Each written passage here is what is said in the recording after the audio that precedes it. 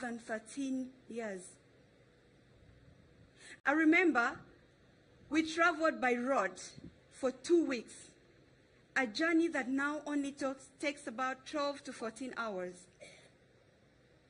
That was the longest journey of my life. We only traveled when it was safe.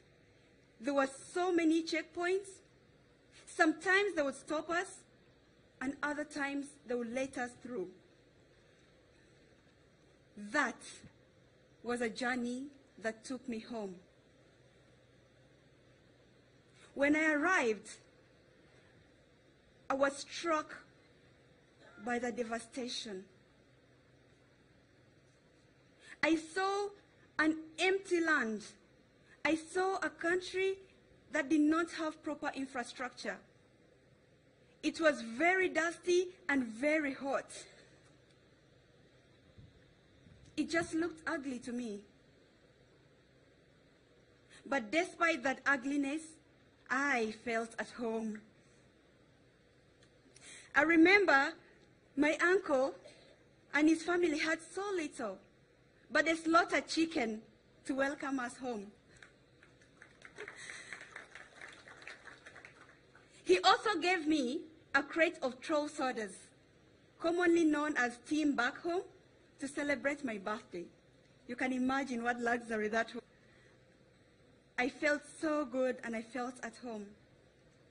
But I had to go back to Uganda to finish my school.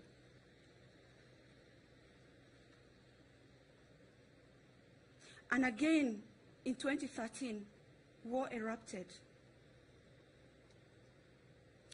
I was finishing my final exams in the university. And after my exams, I just wanted to go home. And since then, I've been working to rebuild my country. I met these amazing South Sudanese women.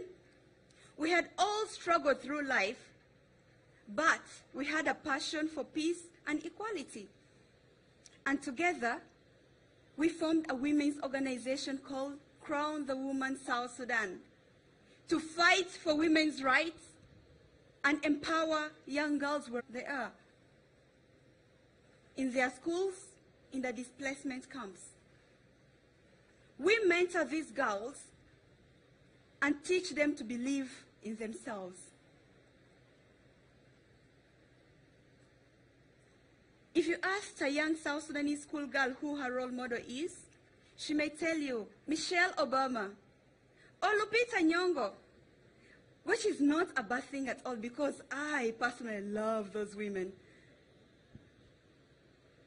But we just want to show them that they are great South Sudanese women doing amazing work right there in their communities. And they too can. We also work with women. And our message is this: irrespective of our tribe, irrespective of our political affiliations, irrespective of our faith, and irrespective of our wealth, we are all at the bottom suffering together. The simple truth is, being female in South Sudan is dangerous. It means you facing threats of sexual violence. It means you being forced into marriage and not going to school. It also means that your chances of dying in childbirth are higher than almost anywhere else in the world. We are up against this traditional culture that has told us women and the men that women can do nothing at all because that men have all the say. But look where that has got us. That is not okay. That is not fine at all. And we must change things.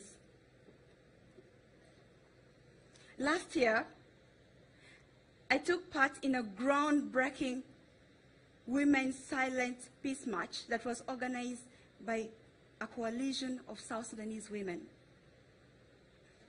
We marched to demand an end to this war. We also marched because we wanted an end to all this violence, because we were all tired. On the day of the march, I remember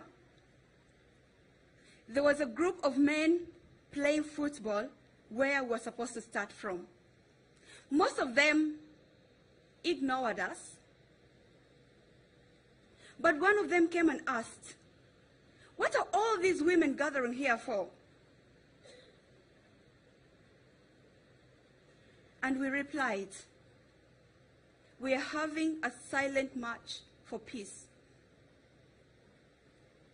And to my surprise, he immediately joined, and on his placard he wrote, "We are all women when it comes to ending war in South Sudan."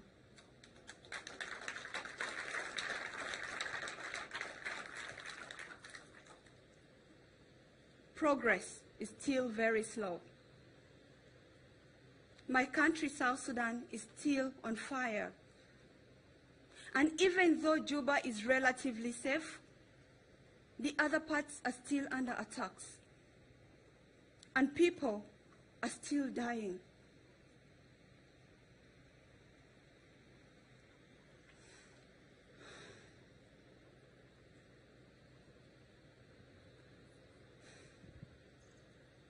My message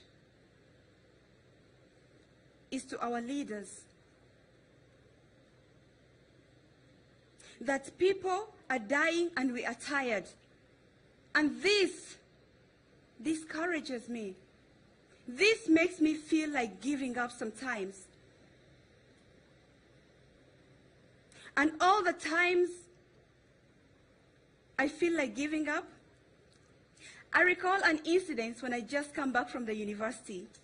I was volunteering with this organization that helped internally displaced people as a civic education officer. Before a food distribution, I would talk to them to choose peace over war. I would tell them that we can love one another, we can forgive one another, and we can live alongside one another. I remember one of those days, an old woman who was about 80 years of age interrupted me and said, "My daughter, you are too young to talk to us about peace and peaceful coexistence. Those people have destroyed us. They have destroyed our farms. They have killed our children and husbands. And they are the reason as to why we are in this displaced camp." I was so discouraged, and I felt so bad. But somehow, I listened to my inner voice and replied, "Hab," meaning grandmother. "I hear all your concerns, and I do feel your pain so deeply. But for how long will you all continue staying in this camp waiting for help, homeless and hopeless? Just imagine if we all lived together in peace. We would have a country where our children would go to school and would even sleep in comfortable beds." She was moved and replied, "You are right, my daughter. We need to forgive and live with one another. May God bless you, and may you continue to be our voice." So, as you can see, I'm not about to give up, simply because of hope. That Habuba had it. The girls and the women I work with have it. That man at the march had it.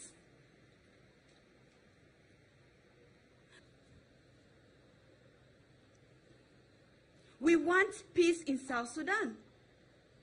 We want a country where everyone can thrive. We are fighting without guns and through non-violence to heal our war-torn country.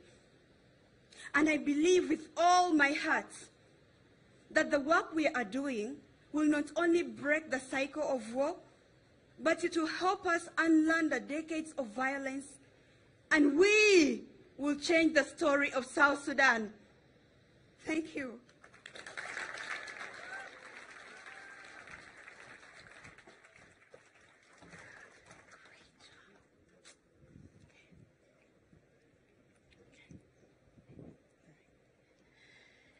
So, what's more energetic than a good beat and an inspirational lyrics to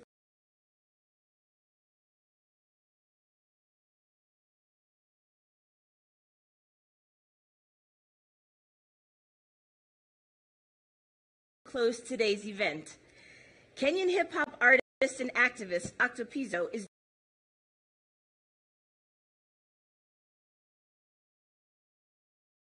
devoted to making good music and to refugee empowerment.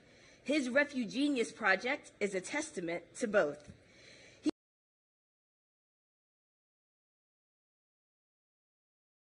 He's invited some artists from Kakuma Camp to come and perform with him. Please welcome Octopizzo.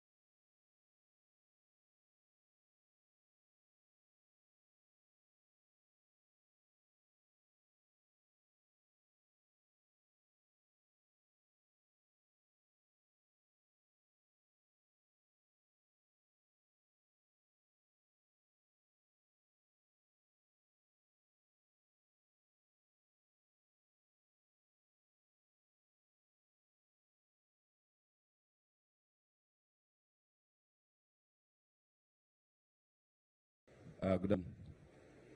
My name is Octo. I'm a hip hop artist and activist, and I've been working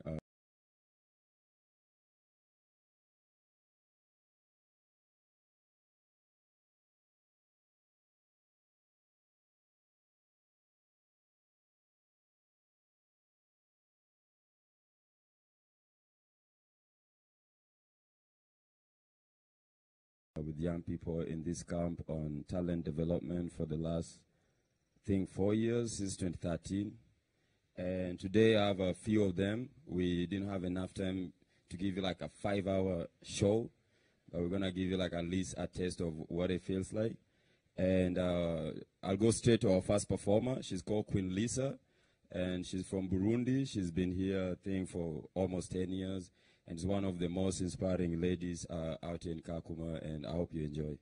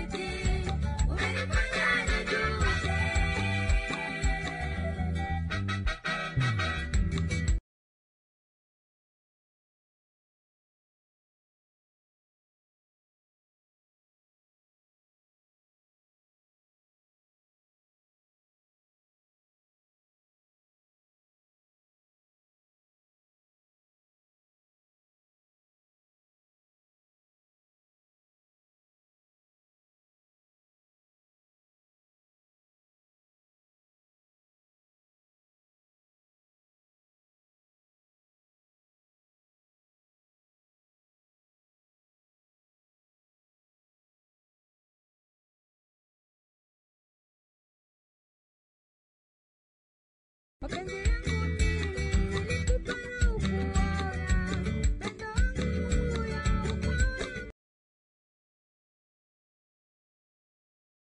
Hamiid.